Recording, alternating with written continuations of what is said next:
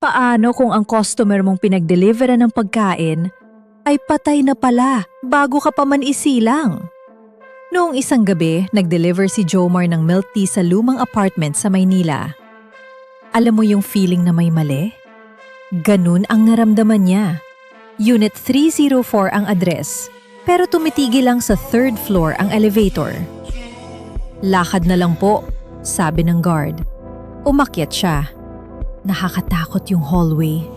Parang may humihinga sa likod ng dingding. Tumoktok siya. Ma'am Luningning, delivery po. Walang sumagot. Pero biglang bumukas ang pinto. Walang tao.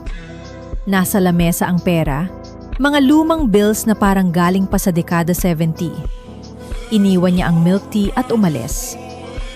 Pero eto pa, nang i-check niya ang app, may message. Salamat anak, hinahanap kita.